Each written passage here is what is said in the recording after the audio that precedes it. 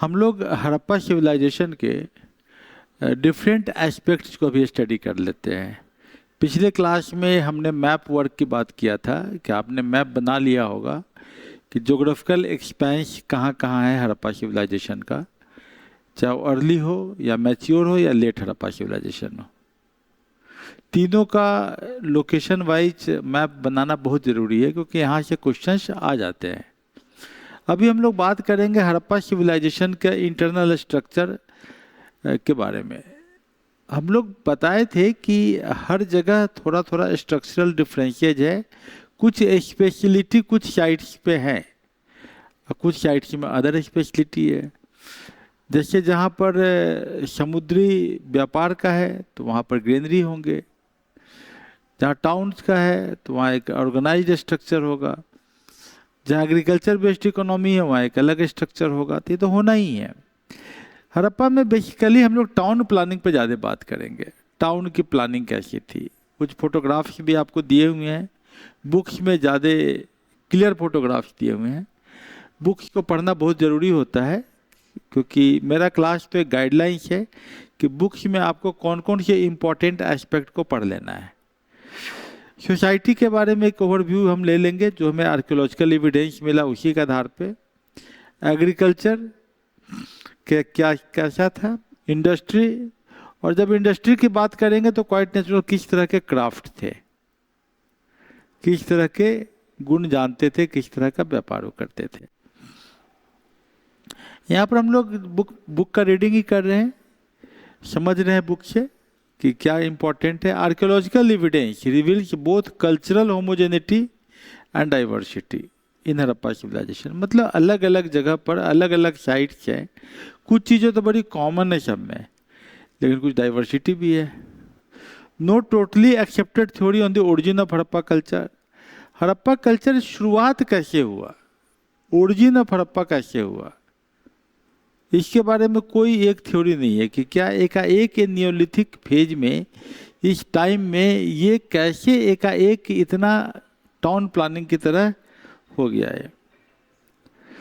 दो व्यू है, एक इंडिजिनस व्यू है जो ज़्यादा रीजनेबल लगता है कि ये लोकल विलेज कल्चर जो है इससे धीरे धीरे बढ़ा, और दूसरा कहना है कि भाई मेसोपोटामिया के सिविलाइजेशन के कांटेक्ट में होने के कारण बढ़ा, और तीसरा व्यू एक आप बना सकते हैं कि दोनों का मिक्सचर कर लीजिए। ठीक है। The area occupied by Harappa civilisation was triangular in shape. अगर मैप वर्क करेंगे तो आपको दिखेगा कि ये शेप जो class triangular in shape and it was the largest among the three ancient urban civilisation. उस समय इजिप्ट और मेसोपोटामिया में सबसे बड़ा कौन है, हड़प्पा है, जो पहले भी हम बात कहे हैं। रफली कवर्स राजस्थान, पंजाब, हरियाणा, गुजरात एंड राजस्थान।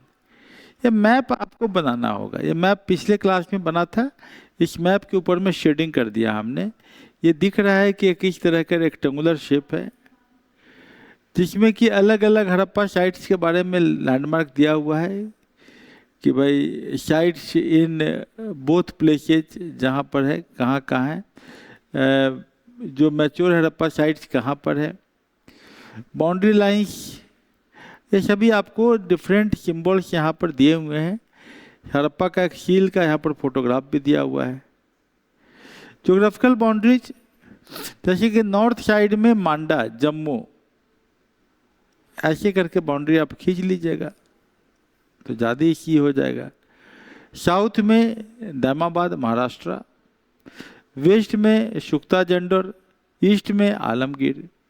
ये चार बाउंड्री के बीच में आपको हड़प्पा का साइट चेक मिलता है, मतलब इस तरह का रेक्टेंगुलर स्ट्रक्चर मिल जाता है। ठीक है ना, जो आपको वहाँ पर दिख रहा होगा। Town planning, Harappa civilisation known for the urban outlook, sophisticated sense of civic planning, sophisticated sense, organisation है। टाउन जो है डिवाइडेड इनटू टू पार्ट्स, एक को कहते हैं सीटाडेल। सीटाडेल मतलब कि प्लेटफॉर्म ऊंचे जगह पर बनाया गया है, शहर में एक ऊंचा जगह बनाया गया जिसको सीटाडेल कहते हैं। छोटे एरिया में है मोस्टली ये west side of the city है, ये इम्पोर्टेंट है। वेस्ट साइड किस साइड में है? वेस्ट साइड में। और rulers, public buildings, granaries, important workshop इसी एरिया में है। तो किसी भी टाउन का, एक टाउन का जो इम्पोर्टेंट पार्ट है वो इसका वेस्ट साइड है। Lower common citizens lived and carried their professional life their lower part में। तो दो पार्ट दिखता है, जैसे कि यहाँ पर वेस्ट साइड में आपको दिख रहा है, यहाँ पर इस तरह का workshop, public building, granary, administrator, एक कॉलोनी इनकी बनी हुई है। और लोअर टाउन से देख रहे हैं कि रोड्स जो है बिल्कुल रेक्टेंगुलर, बिल्कुल सीधा सीधा लाइन खींचता है, 90 डिग्री पर एक दूसरे को काटता है। तो टाउन प्लानिंग का जो फीचर्स है ये इंपॉर्टेंट है। स्ट्रीट्स, मेन स्ट्रीट बस 10 मीटर वाइड। अब बताइए 10 मीटर मतलब कि करीब करीब 30 फीट चौड़ा रोड है। Divided into towns, rectangular square blocks में है। लैंप पोस्ट है जिसमें तेल जलता है, सरसों का तेल जलता होगा no doubt. Town planning followed a grid pattern. Streets run from north to south and cut at right angles, एक दूसरे को राइट एंगल में, मतलब मॉडर्न टाउन प्लानिंग है। ब्रिक्स का साइज जो है दिखा, यहाँ भी बताए थे 1:2:4 के साइज में होता है। कि गुड क्वालिटी बर्न्ट ब्रिक्स, मतलब पकाए हुए ब्रिक है। Unique feature was identical ratio 1:2:4। अभी भी क्या होता है, 2.5 इंच मोटा, 10 इंच लंबा और 5 इंच का ये होता खड़ाई होता है ना। ये 2.5 इंच हो गया, ये 5 इंच हो गया, यही है अभी भी। तो 1:2:4, 2.5, 5, 10। तो उस समय वही था स्ट्रक्चर का कि 7:14:28, 10:20:40, यही शेप में मिलता था, है ना। तो house brick, underground drainage system, very interesting कि ड्रेनेज सिस्टम जो है वो बड़ा अंडरग्राउंड और बड़ा क्लियर था। कि मोटार से बनाए जाते थे लाइम को और जिप्सम का इस्तेमाल करके, और किनारे से जो है लार्ज ब्रिक्स डालते थे और ऊपर भी स्टोन स्लैब से लार्ज ब्रिक्स डालते थे। और हर घर स्ट्रीट ड्रेन से कनेक्ट था और built on either side of the road. आज भी टाउन प्लानिंग यही है। Street drain made of baked bricks और bricks closely fitted and sealed with mud mortar. Bricks जो है मोटार से जोड़े हुए रहते थे, तो मतलब वाटर प्रूफिंग का उनको आइडिया था। Setting pools and traps built at regular intervals to allow only water to flow, मतलब ट्रैप बना देते थे ताकि कचरा आपका अंदर नहीं जा पाए नाले में। सॉलिड वेस्ट सेडिमेंट्स को वॉश कर देते थे। हाउस का स्ट्रक्चर देख लीजिए, 2 मंजिला मकान भी थे, सिंगल स्टोरीड भी था। किस जमाने की बात हो रही है? करीब करीब 3000 BC मिनिमम, उससे ज़्यादा भी हो सकता है, लेकिन इस टाइम में ये स्थिति है। Tiled bathrooms, some houses had own wells, no window face the street. Street पे कोई विंडो नहीं खुलता था, मतलब कि ये बड़ा इंटरेस्टिंग है कि विंडो जो है स्ट्रीट साइड में नहीं होगा, हो सकता ऑब्स्ट्रक्शन होता होगा इसीलिए अलाउ नहीं होगा खोलना। और अपन कलेक्टेड रेन वाटर हार्वेस्टिंग की बात हो रही है। यहाँ एक एग्जांपल दिया जा रहा है कि ड्रेन है, रोड है, रोड कितना है भाई, 30 फीट चौड़ा है। इसके इस साइड में ड्रेन है, इस साइड में ड्रेन है। ड्रेन जो है एक चैम्बर में खुलता है और ये चैम्बर जो है रेन वाटर हार्वेस्टिंग के तौर पे इस्तेमाल आता है कि यहाँ पर जो है हम रेन को जमा कर लेते हैं। धोलावीरा में वाटर स्टोरेज इस तरीके से करते थे, पानी को जमा कर लेते थे, बारिश के पानी को। तो so good system is there. तो आपका टाउन प्लानिंग हो गया, वाटर ड्रेनेज सिस्टम हो गया, सोसाइटी का क्या स्ट्रक्चर वो समझ में आ रहा है। हड़प्पन सोसाइटी अर्बन सोसाइटी है, मिडिल क्लास है, रूलर्स है, मर्चेंट्स है, पुअर लेबरर्स है। संभवतः मर्चेंट्स ही रूलर्स की तरह काम करते थे, क्योंकि कोई पैलेस नहीं मिला है, कोई टेम्पल्स नहीं मिला है। डाइवर्स प्रोफेशन है, प्रिस्ट है, वॉरियर्स है, peasants, traders, artisans. Different types of buildings were used as residence of different classes. As Harappa and Lothal, number of rooms varying from 1 to 12. मतलब किसी किसी के घर में 1 रूम है, किसी के घर में 12 रूम है. मतलब कि सोसाइटी में धनी और अमीर का है, 12 रूम वाले घर वाले भी लोग हैं. Nothing known definitely about the nature of polity. लेकिन एक चीज है कि व्यापारी लोगों का एक ग्रुप था जो बहुत इंपॉर्टेंट था. It is presumed that Harappa was possibly ruled by A class of merchants. कि हड़प्पा जो है व्यापारियों का द्वारा शासित जगह था, उनका कॉमर्स था और वो एक फोर्टिफिकेशन करके रखते थे. अपने शहर के चारों बगल एक बाउंड्री वाल खींच के रखते थे. धोलावीरा में फोर्ट भी है और फोर्ट के अंदर भी फोर्ट है. Harappa civilization likely had urban administrative bodies similar to modern municipal committees. आजकल जैसे म्यूनिसिपलिटी काम करती है उस तरीके से हड़प्पा सिविलाइजेशन काम करता था. सिटी का प्लान लेआउट है, मेंटेनेंस ऑफ पब्लिक बिल्डिंग्स है. मतलब जरूर कोई ना कोई म्यूनिसिपल एडमिनिस्ट्रेटिव सिस्टम टाइप का काम करता था, तभी तो इतना स्ट्रक्चर्ड वे में सभी कुछ दिख रहा है वहाँ पर. Harappan civilisation have been matriarchal. मतलब कि मैट्रियार्कल है, फीमेल प्रधान है, फीमेल ही घर को चला रही है. घर की हेड कौन है? फीमेल है. क्योंकि जितने भी आपको वहाँ मूर्तियाँ मिली हैं सभी मैक्सिमम आपको फीमेल फिगरिन्स है, फीमेल का है. इसका मतलब है कि फीमेल के प्रधान एक डांसिंग गर्ल का मिला है.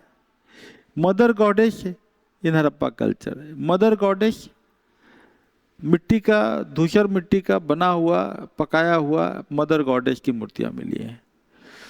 सो अब इनहेरिटेंस क्या मदर से डॉटर को जाता था कि या सन को जाता था, ये आपको क्लियर नहीं है. क्लॉथिंग जो है, किस तरह का क्लॉथ पहनते थे? कॉटन का, सिल्क का और वूल का. मतलब सिल्क के बारे में उनको जानकारी थी, क्योंकि piece of woven cloth has been found at Mohenjodaro. Mohenjodaro में एक बुना हुआ कपड़ा मिला है. उससे लगता है कि लोग कॉटन, सिल्क और ऊल तीनों करते थे. ये आपको क्वेश्चन इस तरीके से पूछता है. क्या पूछेगा? आपको कंफ्यूज कर देगा, क्योंकि आप ध्यान से तो वर्ड बाय वर्ड पढ़े नहीं है, लाइन बाय लाइन चलिए आप पढ़ लिए, लेकिन वर्ड में तो आप नहीं पढ़ते हैं, क्योंकि आप लोग का अटेंशन का प्रॉब्लम है, आपका ध्यान ही नहीं है. तो कुछ समय बहुत सारे दिमाग भागते रहता है, नहीं वहाँ भी देख लेते, वहाँ भी देख लेते हैं. तो आपने सिल्क वर्ड मिस कर दिया. यहीं से यूपीएससी खेल देगा, बोलेगा कि हड़प्पा में सिल्क के क्लॉथ का कोई एविडेंस नहीं मिलता. आपको लगा सही बात है, लेकिन आपने अगर लाइन पढ़ा है और इसमें सिल्क पे भी जोर दे दिया है, वर्ड पे ध्यान दे दिया, तो आप एक क्वेश्चन का आंसर एक क्वेश्चन सही कर लेंगे और 40,000 आदमी के ऊपर पहुंच जाएंगे भीड़ में. समझ गए? इसलिए मैं हमेशा बोलता हूँ बुक पढ़िए line by line, word by word. ठीक. स्पिंडल्स और नीडल्स. बोलेगा कि चरखा मिला है, चरखा नहीं मिला है, स्पिंडल्स मिला है, तकली होल्स है ना, needles. Men are mostly shown wearing dress wrapped around the lower half of the body. एक पृष्ठ का फोटो मिला है, देख लीजिएगा, नेट पे मिल जाएगा आपको पृष्ठ का फोटो, बियर्डेड, दाढ़ी वाले पृष्ठ का. और लेफ्ट से क्या worn over the left shoulders और राइट आर्म के नीचे ले जाते थे. ये लाइन याद रखिएगा. किधर से करते? लेफ्ट शोल्डर से ला के राइट साइड में कमर के नीचे रख लेते थे. वो आपको कहीं पर फोटोग्राफ में शायद दिया होगा. तो ये आपका जो है बियर्डेड पृष्ठ का भी एक फोटोग्राफ कहीं होगा. ठीक है ना. तो ये इम्पॉर्टेंट है. Agriculture and animal domestication. Wheat मिलता ही है, बार्ली, राइस लोथल में मिला है. लोथल में राइस के हस्क मिले हैं, याद रखिएगा. रोशल ये पूछा हुआ क्वेश्चन है, राइस हस्क. मिलेट्स, ग्रेप्स, हेना, मेहंदी, गार्लिक, मस्टर्ड, शीशम। तो हम बोले थे ना लैम्प पोस्ट में या तो सरसों का तेल होगा या तिल का तेल होगा। डेट्स, वाटरमेलन, पीच, हॉर्स ग्राम, मेलन, ये सभी मिलते थे। यहाँ पर आप देख लीजिएगा, यहाँ लिखा हुआ है कौन कौन से कैटल्स मिलते थे। शिप था, पिग था, ऐश था, कैमल था, कैट, डॉग है, हॉर्स नहीं दिखा। राइनोसेरस एंड एलिफेंट के बारे में बात होती है, फूड सोर्सेज की बात हो रही है, ठीक है ना, हॉर्स नहीं है। सरप्लस फूड ग्रैनरीज में रखा जाता था। ये हड़प्पा में, मोहनजोदड़ो में, लोथल में इसके बारे में होता है। Food grains likely receive as tax from peasants, जो उपजाने वाले लोगों से जो पूरी इकोनॉमी को चलाने के लिए जो टैक्स लिया जाता था वो फूड ग्रेन्स के फॉर्म में होता था, और फूड ग्रेन्स की पेमेंट की तरह काम में आता था। इमरजेंसी में लोगों को बांटने काम में आता था। सिंध और Punjab largely consumed wheat and barley. Rangpur and Surkotada consumed rice and millets. Lothal में राइस मिल जाता है। ये देखिए खेत में निशान है कि भाई हल से जोता जाता था, ये समझ लीजिएगा। ये आपके फसल याद रखिएगा।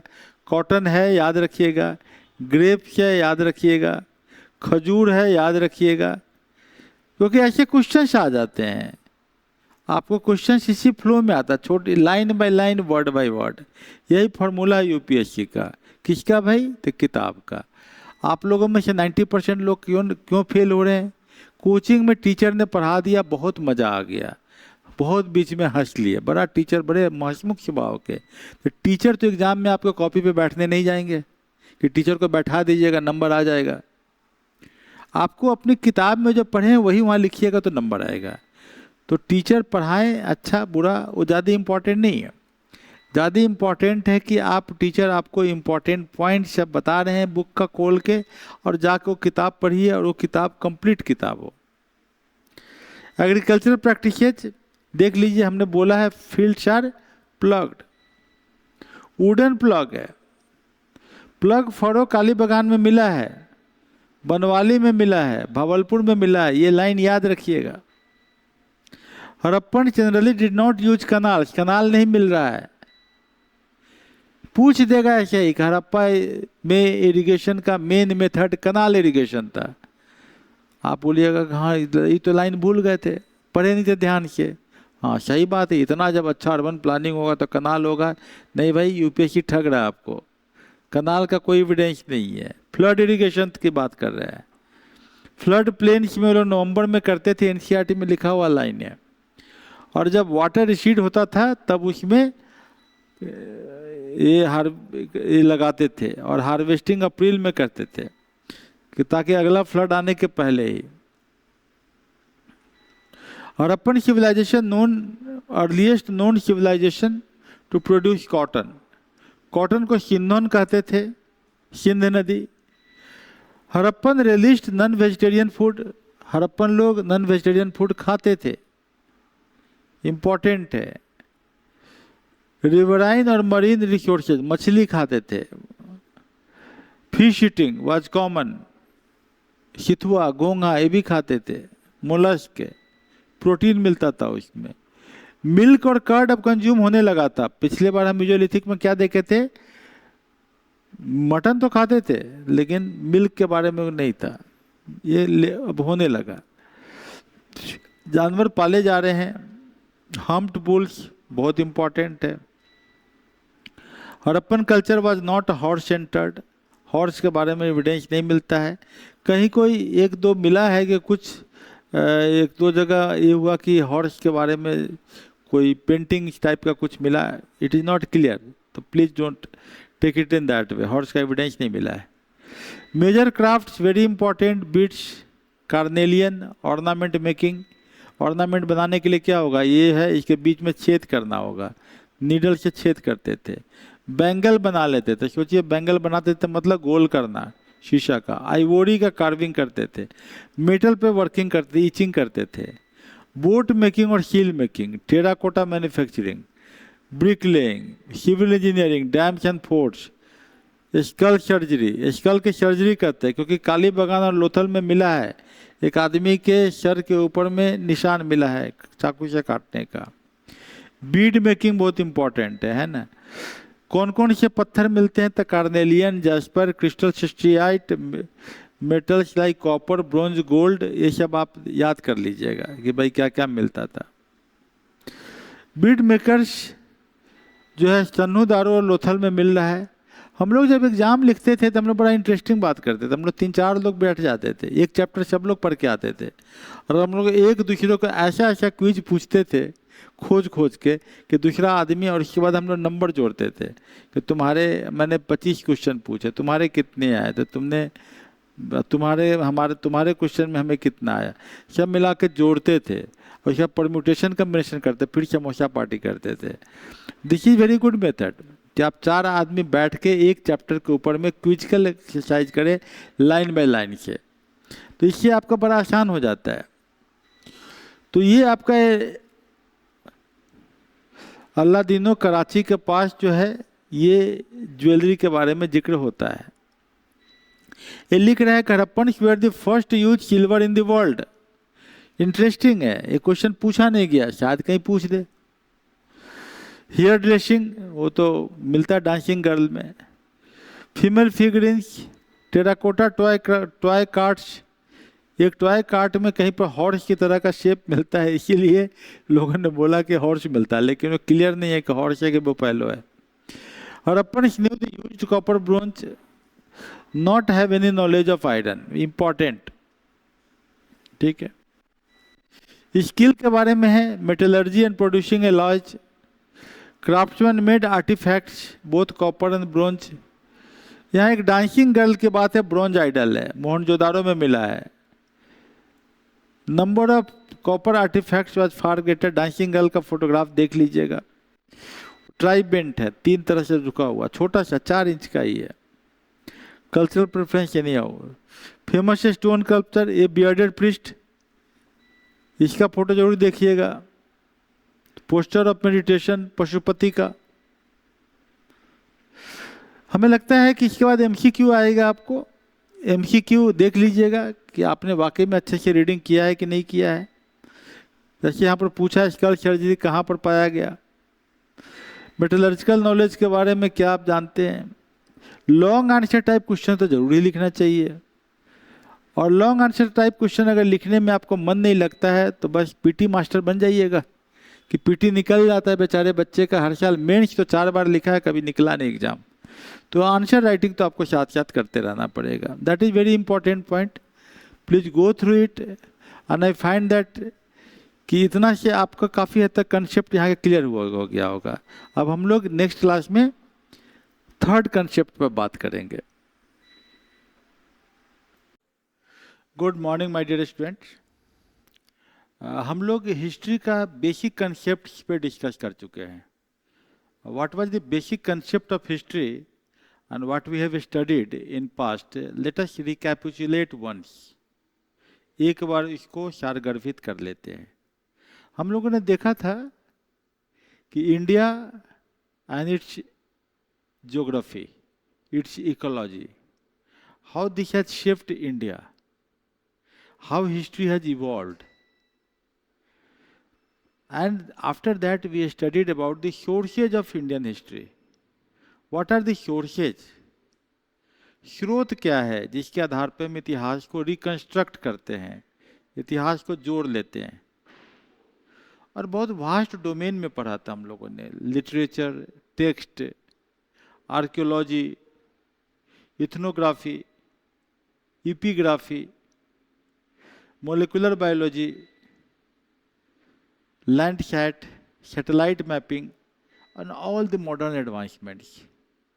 और अभी भी काम चल रहा है। शेल्डर इंस्टीट्यूट ऑफ मोलिकुलर बायोलॉजी है हैदराबाद में, वो काफ़ी सारे जीनोम स्टडी करके बता रहा है daily new रिवेलेशंस are coming.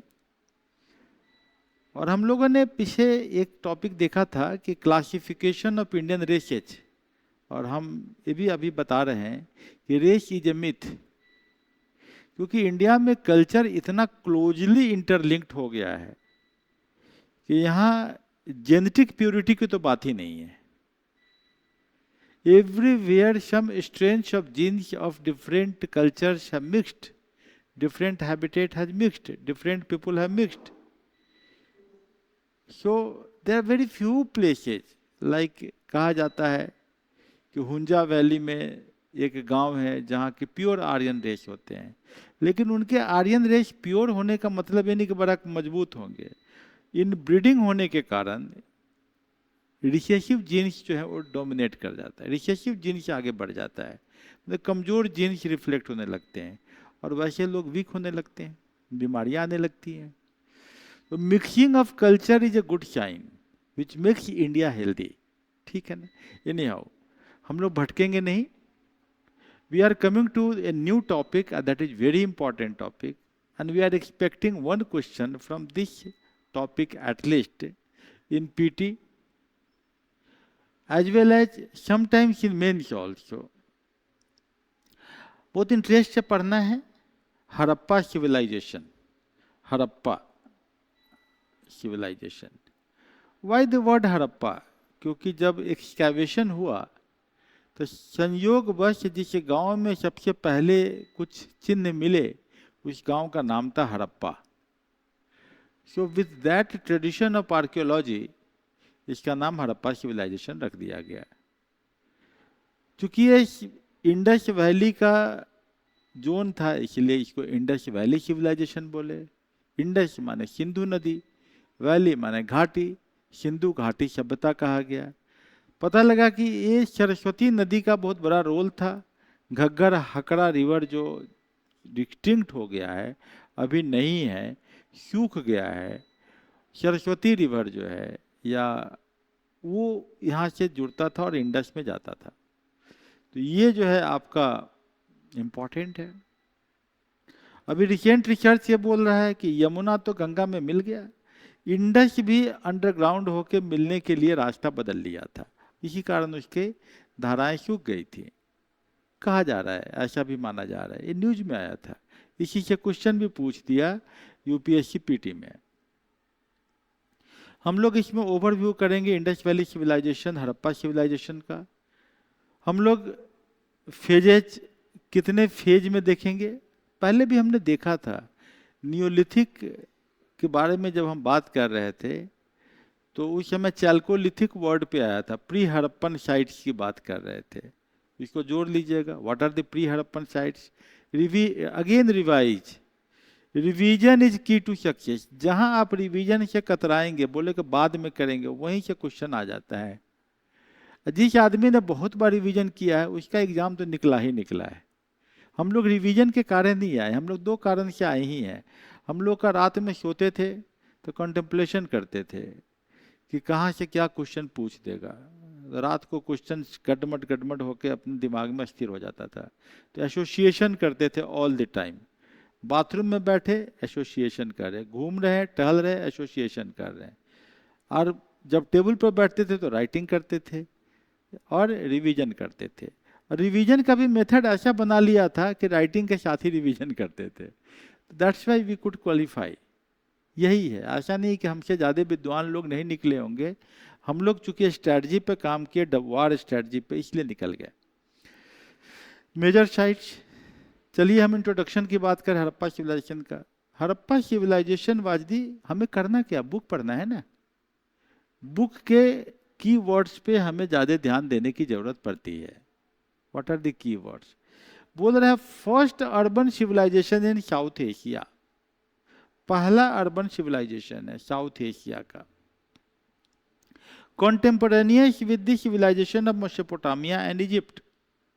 Mesopotamia कहाँ है, मैप बनाइएगा, इराक का। इजिप्ट मैप बनाइएगा, तो दोनों मैप बना लीजिएगा, ठीक है ना। तो ये दो सिविलाइजेशन के साथ का है।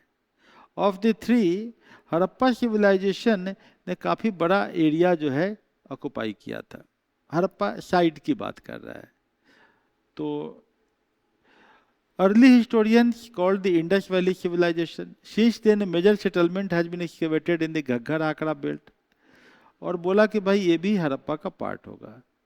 Harappa was the first archaeological site to be discovered Therefore it gave the name of the entire civilization. ये मैं जिस साल लिखा था एग्जाम यूपीएससी का, उस साल ये लाइन के क्वेश्चन आ गया था कि सिविलाइजेशन का नाम हड़प्पा क्यों पड़ा। देखिएगा, शायद 94 एग्जाम हमारा है, 94 का एक क्वेश्चन होगा, देख लीजिएगा, मिल जाएगा आपको। It forms a part of the proto history of India. Proto history जहाँ की लैंग्वेज स्क्रिप्ट तो है लेकिन पढ़ा नहीं जा रहा है। बिलोंग्स टू ब्रॉन्ज एज, हम लोग पढ़े थे ना वहाँ पर ब्रॉन्ज एज, चालकोलिथिक में ब्रॉन्ज एज वर्ड आया था। While classification of civilisation older than chalcolithic civilisation, हालांकि ये सिविलाइजेशन को क्या कहेंगे, नियोलिथिक रिवॉल्यूशन हो गया, नहीं, दैट कैन बी टोल्ड। एक क्वेश्चन आ सकता है, why Harappa civilisation can be told as a neolithic civilisation. तो ये चालकोलिथिक सेटलमेंट में जो है इसका सिविलाइजेशन जो है काफ़ी हद तक पहले का भी है, लेकिन ये काफ़ी डेवलप्ड हो गया क्योंकि रिवॉल्यूशन टाइप का हो गया। यहाँ पर थोड़ा आपको पिक्चर इमेज बनाने के लिए कुछ चीज़ हमने बता दिया है। जैसे स्पैन ऑफ हड़प्पा सिविलाइजेशन का मैंने एक मैप दे दिया है कि इसका स्पैन कहाँ से कहाँ तक था। देखिएगा उत्तर प्रदेश में भी है, जम्मू कश्मीर तो दिखेगा ही, बलूचिस्तान एरिया दिख रहा है ना, सिंध तो दिख ही रहा है, पंजाब का एरिया दिख रहा है, हरियाणा दिख रहा है, गुजरात दिख रहा है ना। किस तरीके का था, तो ये इमेजिनेशन है, एक फिल्म भी है इस पे ना, सिंधु घाटी सभ्यता पर एक फिल्म भी है, ऋतिक रोशन उसमें एक्टिंग किया है, नहीं एक कैरेक्टर है, हीरो है। देखिएगा, बड़ा इंटरेस्टिंग वे में, बड़ा रिसर्च करके बना हुआ फिल्म है। उस समय के कल्चर को दिखाने का सिनेमेटोग्राफी के माध्यम से कोशिश किया गया है, एक इमेज परसेप्शन बन सकता है।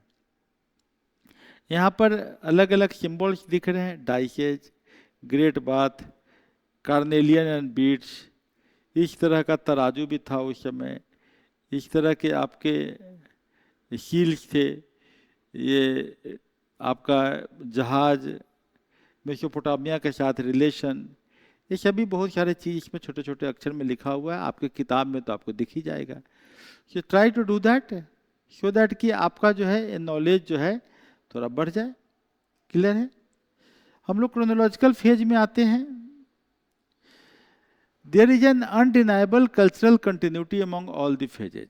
हाँ, इसमें जो है अलग अलग अर्ली हड़प्पा, मैच्योर हड़प्पा और लेट हड़प्पा, ये तीनों में एक कंटिन्यूटी दिखती है।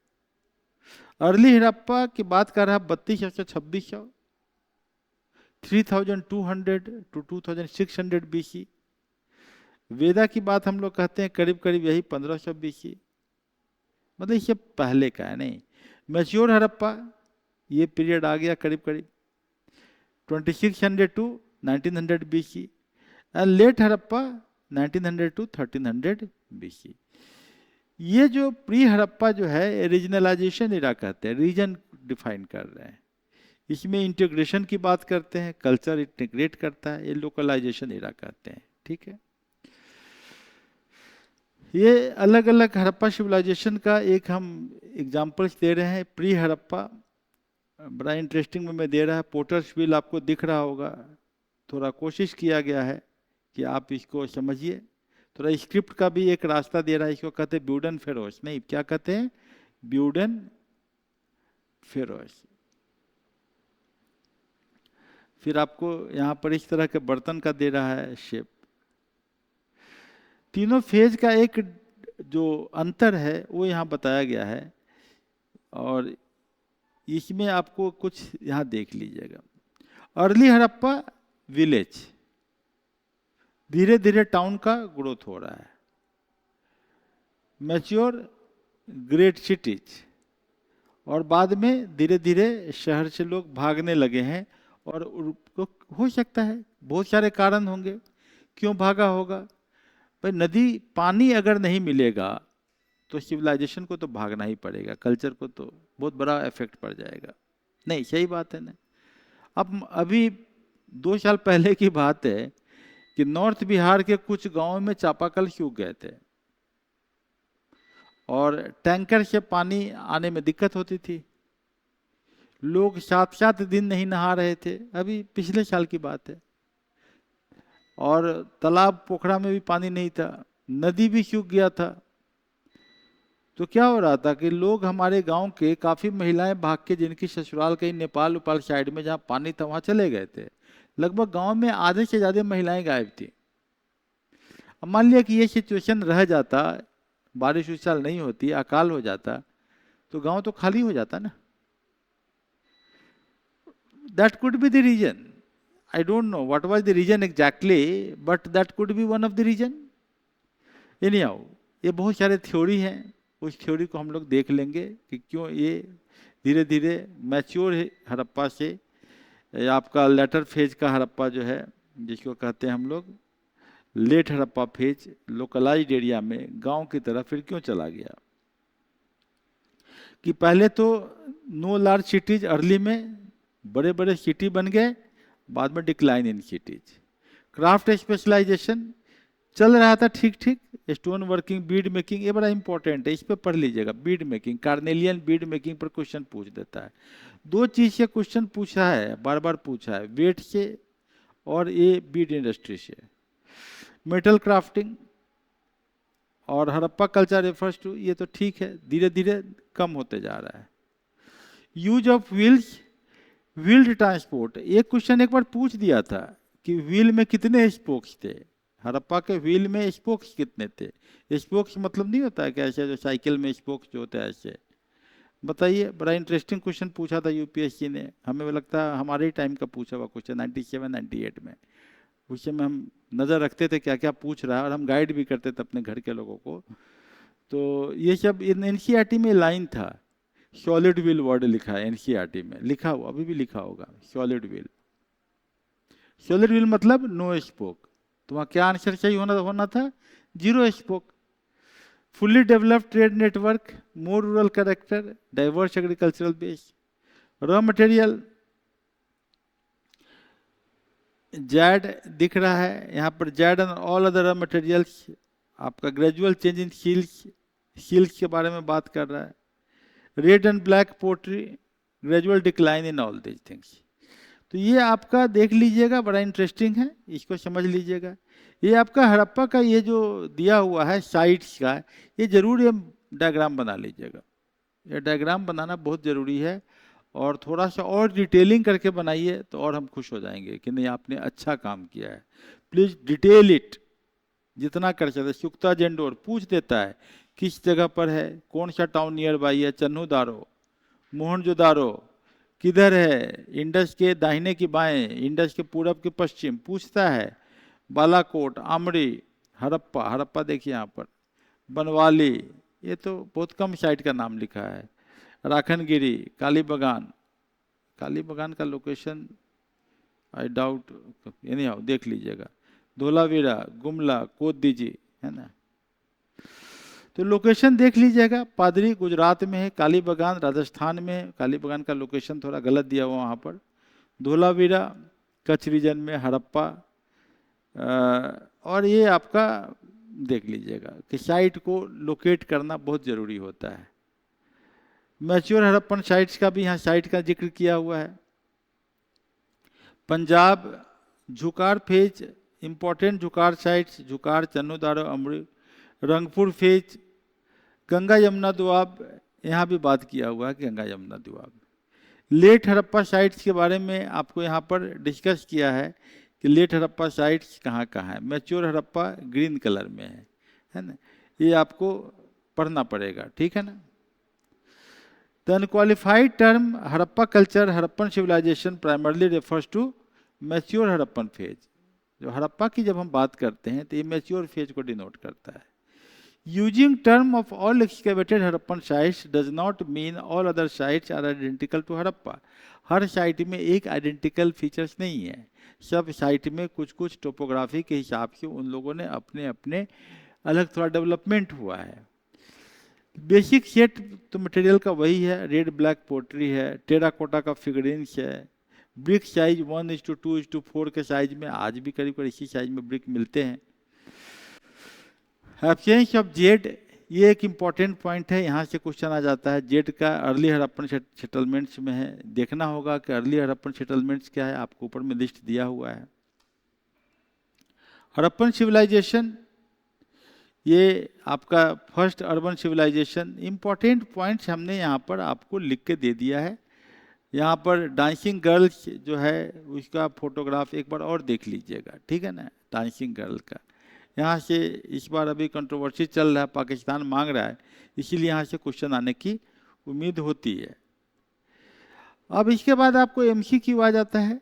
एमसीक्यू आपको ताकि एक्सरसाइज करें आप कि भाई क्या क्या क्वेश्चंस आने का है।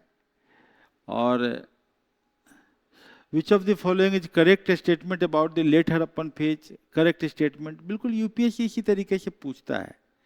Long answer type, discuss the general characteristics of Harappan civilisation and explain why the term Indus Valley Civilization have been largely replaced by Harappan civilization।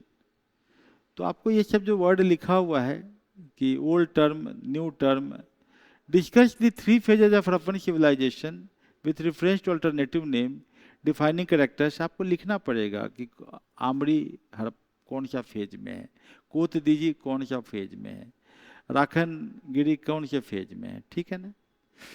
Identify and describe the archaeological sites associated with each of the three phases of the Harappan civilization. Explain the geographical zones of the late Harappan phase। ये मैं question इसलिए बता रहा हूँ बार बार आपको कि आप question जब तक नहीं लिखिएगा, जब तक मेंस का आंसर नहीं लिखिएगा हर कंसेप्ट पढ़ने के बाद, तब तक आपका रिवीजन नहीं हो पाएगा। Unless you will not revise, तो वार स्ट्रैटेजी पूरा होता ही नहीं है। रिवाइज राइटिंग एंड रिवीजन तो बोथ गोज टुगेदर, और एसोसिएशन तो इसके साथ ही जुड़ा होता है।